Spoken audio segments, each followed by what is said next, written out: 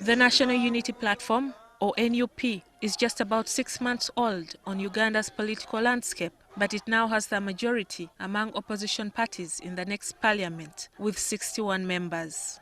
A political scientist and researcher, Dr. Frederick Golobamtebi, says the jury is still out on whether this is a win against the ruling National Resistance Movement, or NRM, or against other opposition parties, especially the Democratic Party, or DP, that previously held sway in Buganda. Certainly it's a win against the NRM, because the NRM is the sitting government.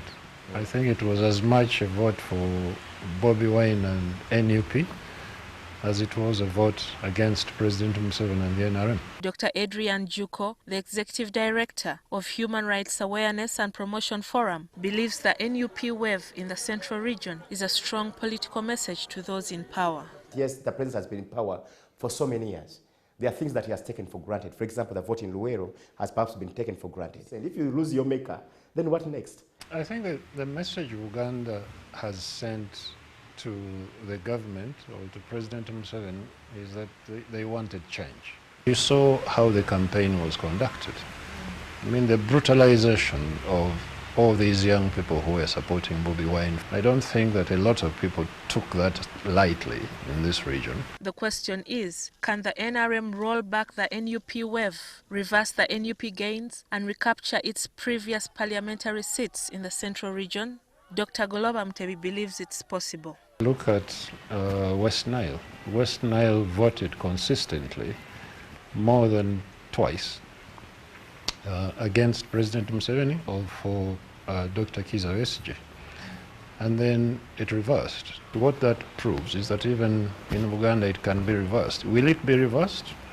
It will depend on what the NRM and President Museveni do going forward.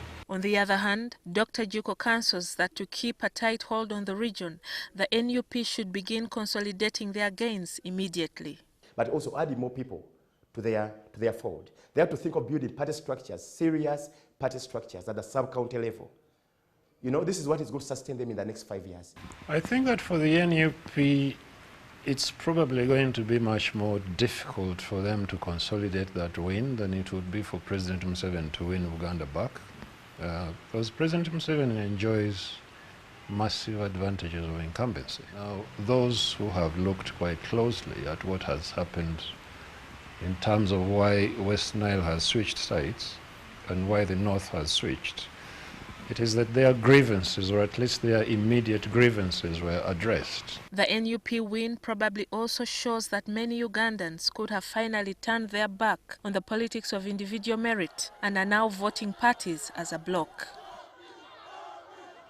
The true test for the NUP as the leading opposition party in parliament will be in choosing the leader of opposition in parliament and the heads of the different committees.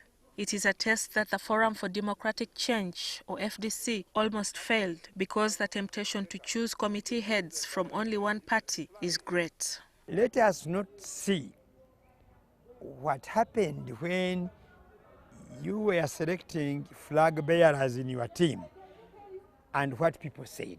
The NUP wave has thrown the ball into the ruling NRM party's court. Will the government be vindictive against the Central Region that has overwhelmingly voted against it? Or will it move to correct the mistakes that led to the clean NUP sweep? Gillian Nantume, NTV,